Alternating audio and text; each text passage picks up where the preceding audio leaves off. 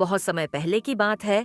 एक गांव में विष्णु शर्मा नाम का एक मूर्तिकार शिल्पकार रहता था।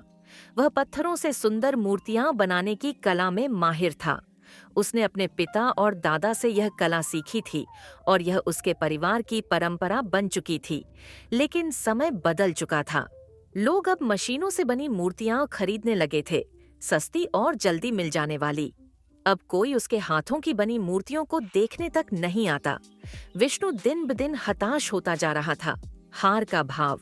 एक दिन वह अपने छोटे से कार्यशाला के कोने में बैठा सोच रहा था, क्या मेरी मेहनत का अब कोई मोल नहीं? क्या अब मेरे हाथों का हुनर बेकार हो चुका है?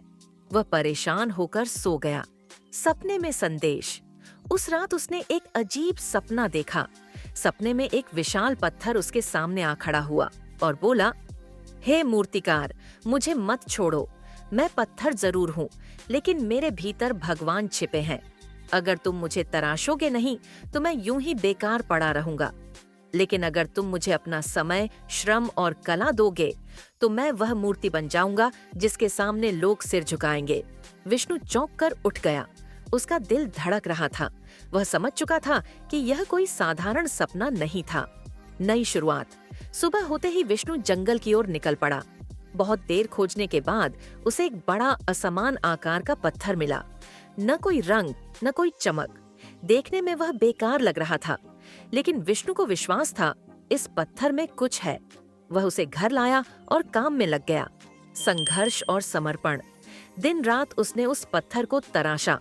कई बार उसका हथौड़ा टूट गया, हाथों में छाले पड़ गए, पीठ में दर्द हुआ, लेकिन उसने हार नहीं मानी।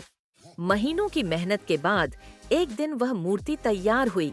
भगवान विष्णु की एक ऐसी दिव्य मूर्ति जिसे देखकर लोगों की आंखें भर आईं।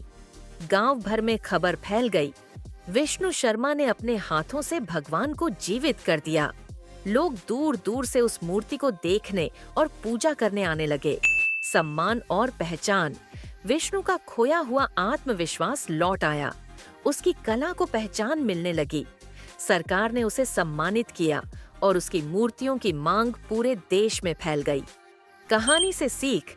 हर पत्थर के भीतर एक भगवान छिपा होता है। जरूरत है तो बस उसे पहचानने और तराशने की। हमारे भीतर भी एक अनमोल प्रतिभा होती है।